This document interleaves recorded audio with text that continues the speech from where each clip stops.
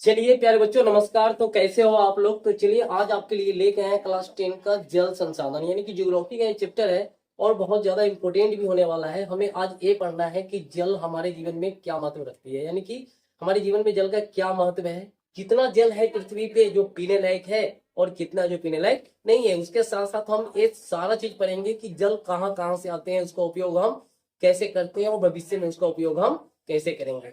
तो ये चैप्टर को हम एकदम विश्लेषण के साथ पढ़ेंगे कि फिर आगे कोई समस्या ना हो। तो देखिए यहाँ हमें पढ़ना क्या है, जल संसाधन। तो चलिए हम लेट नहीं करेंगे। चलिए हमारे पास जो पानी है ना, पानी 100% में से 97.5% यानी कि कहने का मतलब 97.5% भाग कहाँ पे है? समुद्र के पास है। किसके पास है? समुद्र के पास। उस समुद्र में से पूरे जल का लगभग 2.5% भाग ताजे पानी के रूप में, यानी कि 97.5 तो समुद्र में चला गया।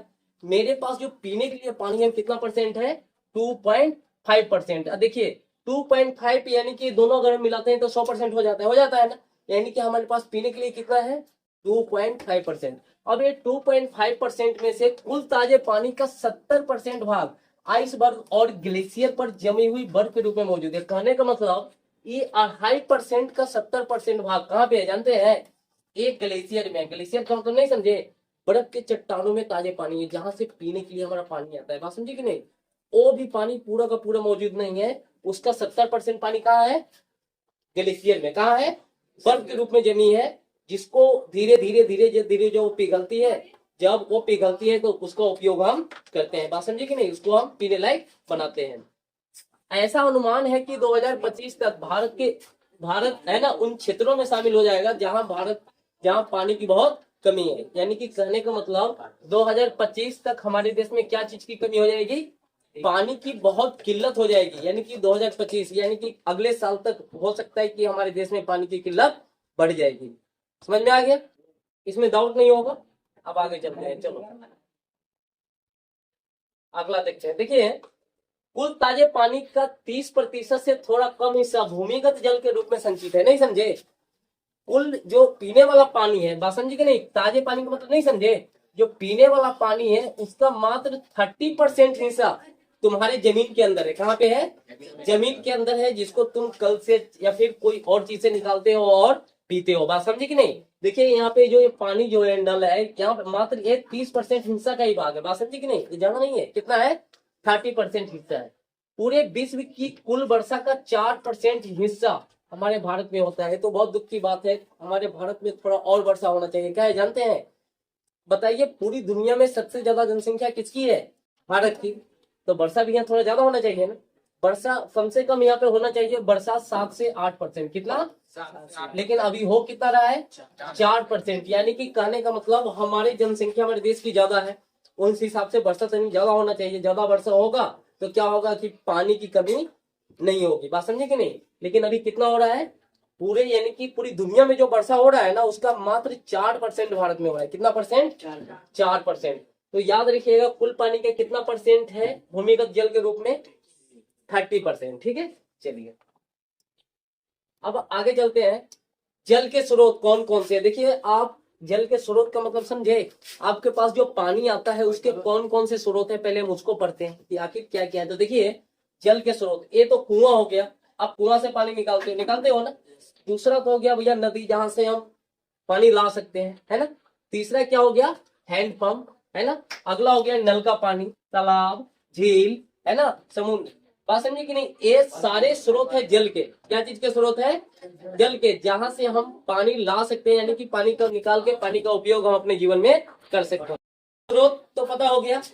तुम्हारे यहाँ जो पानी आता है, जल के स्रोत क्या क्या है? तुम्हारे यहाँ जो पानी आता है आखिर आता कहाँ कहाँ से? तो देखिए पानी के लिए हम कुआं का उपयोग कर सकते हैं, कुआं से पानी निकाल सकते हैं। दूसरा चीज है हम नदी, नदी से पानी ले सकते हैं। तीसरा क्या है? हैंडपंप, हैंडपंप चला के हम पानी ले सकते हैं। नल का पानी ये भी तो आता है कहीं ना कहीं, पाइप के द्वारा आता है ना। तो याद रखिएगा। उसके बाद क्या होता है? समुद्र है। उसके बाद क्या है? झील है। झील के बाद क्या है? तालाब। तो ये सारे जगह है जहां से पानी आते हैं, जिसका उपयोग आप कर सकते हैं। इसमें से आपको हम पहले ही बता दिए कि हमको पीने के लिए मात्र 2.5% पानी है। कितना परसेंट है? 2.5%। ठीक है, चलिए अब चलते हैं जल की, है ना, दुर्लभता यानी कि कमी आखिर क्या है। जल की कमी क्यों हो रही है, तो ये सारी चीजों के बारे में अब थोड़ा हम पढ़ते हैं और थोड़ा समझते हैं। देखिए हमारे जंगल तेजी से कट रहे हैं, बात समझे कि नहीं। यहाँ पे देखिए हमारे जंगल तेजी से कट रहे हैं। अब कहिए कि सर जंगल और पानी का क्या संबंध है। याद रखिएगा, आपने सुना होगा कि अमेजोन का जंगल है, वहां प्रत्येक दिन वर्षा होता है। आपको पता होना चाहिए कि वहां के सारे जंगल को अगर हम काट देंगे तो वर्षा नहीं होगा।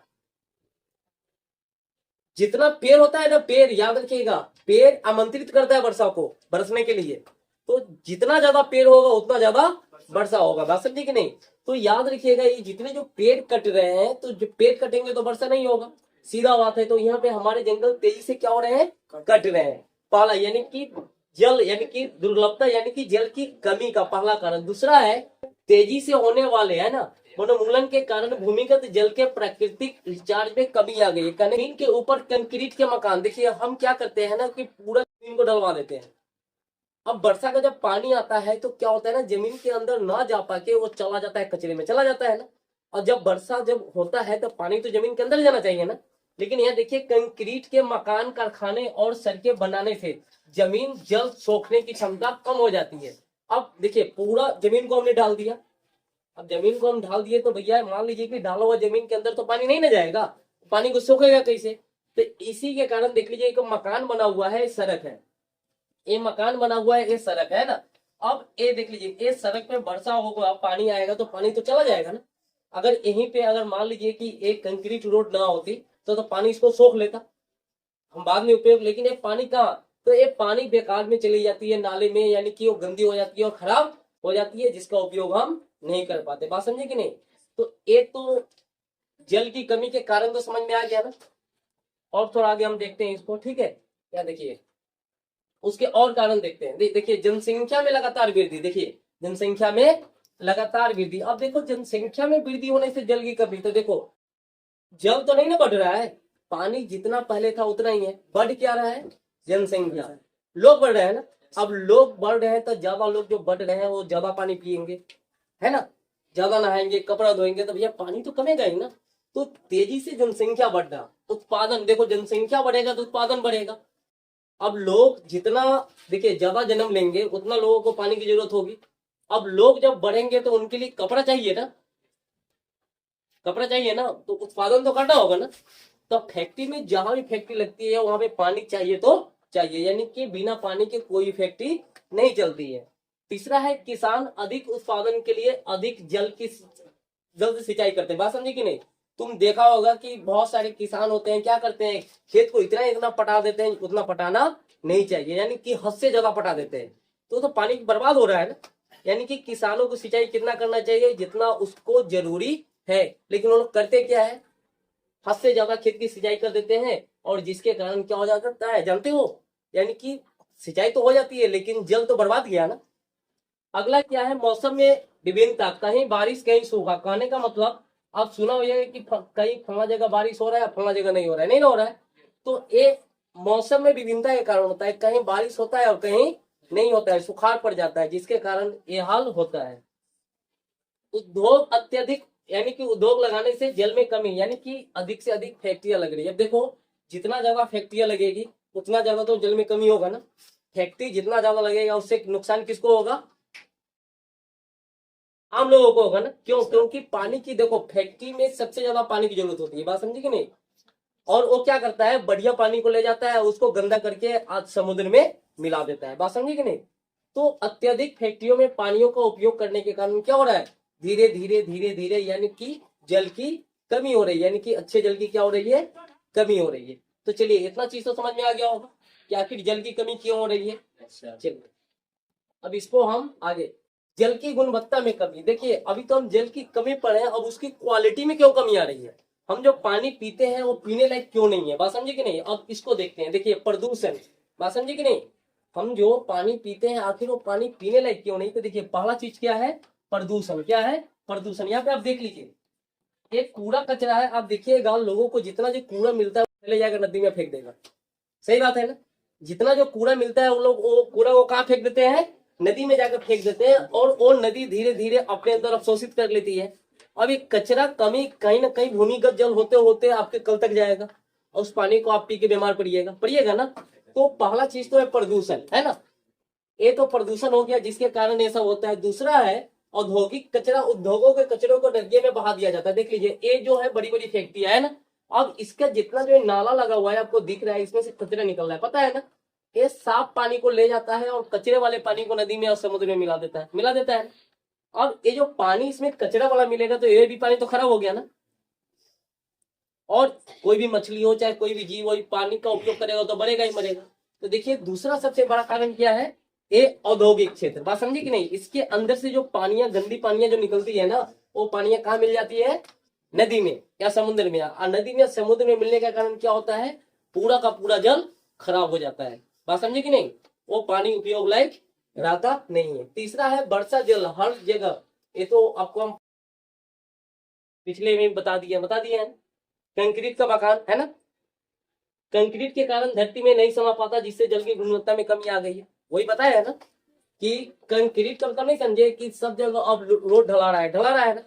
अब लोग क्या करते हैं ना, जमीन को हमेशा हमेशा के लिए ढलवा देते हैं। अब वर्षा होगा तो वर्षा भैया होगा तो पानी कहाँ जाएगा, तो वो सारा पानी कहाँ बह के चला जाता है, नाले में बह के चला जाता है, जिसके कारण क्या होता है, जल में भारी कमी आ गई है।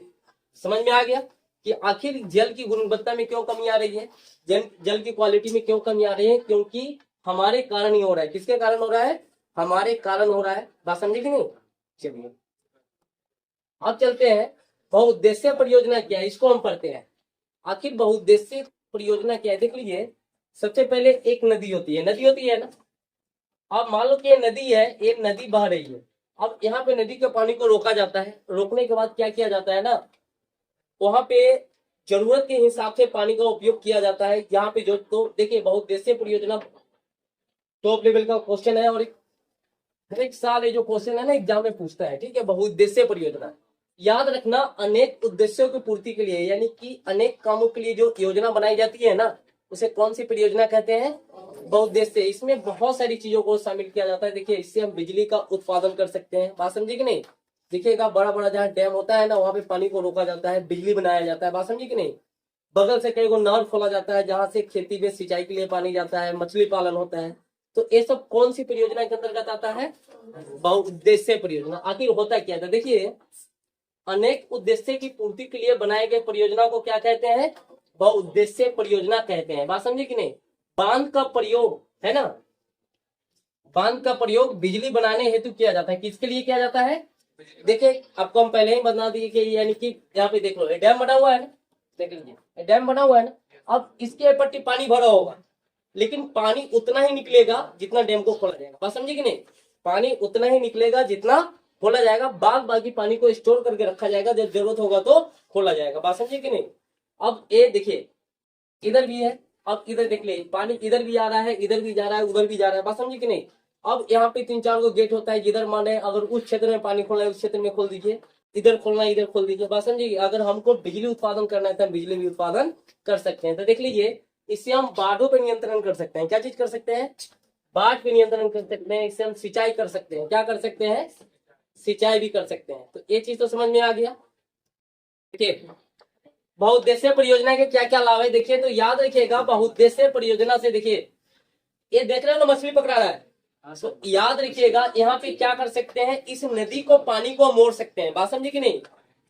ये देखिए ये नहर को आपने देखा, तुम्हारे यहाँ तो नहर नहीं होगा, लेकिन जैसे मरचाई को उधर जाओगे नहर मिलेगा तुम्हें। ये आखिर नहर आता कहाँ से, तो याद रखना बड़का बड़का जो नदी होता है ना, उसमें से काट के इस नहर को बनाया जाता है। बात समझे कि नहीं। बड़े बड़े नदी जो होते हैं ना, उसमें से छोटे छोटे नहर निकलते हैं। तो ये सब कौन सा परियोजना का भाग है, कौन सा परियोजना, एक बहुत बड़ी नदी में, एक बहुत बड़ी जो नदी होती है उस नदी के कुछ भागों को, बात समझे कि नहीं, वहां के बांध को क्या कर दिया जाता है ना, ब्लॉक कर दिया जाता है।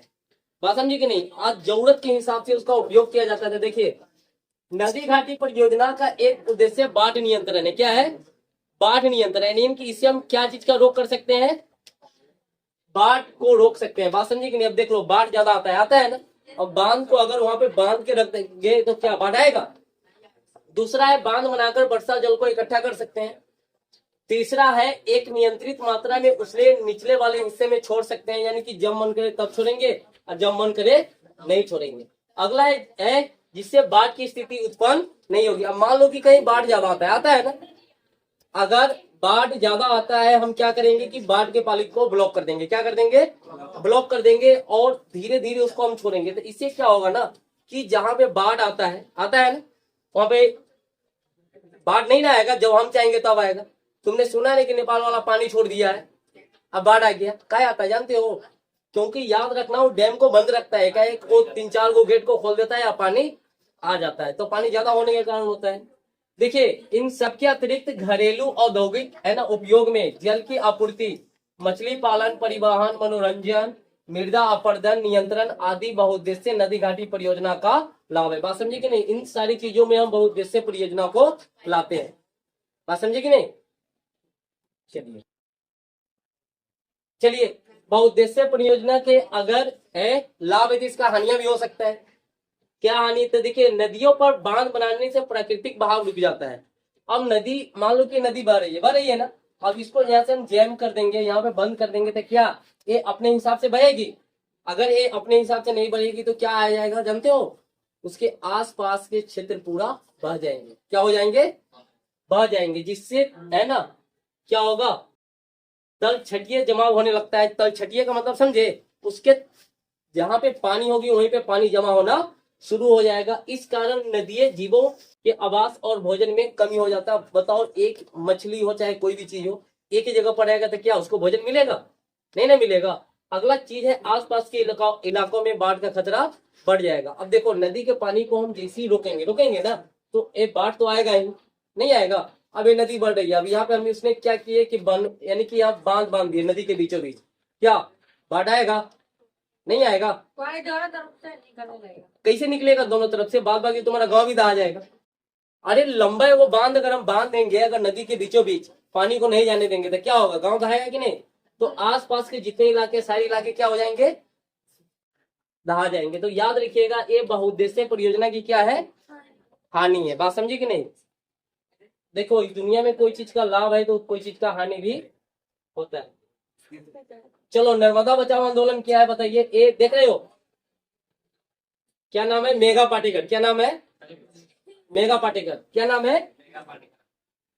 1990 में। तो नर्मदा बचाओ आंदोलन की शुरुआत मेघा पाटेकर ने की थी। याद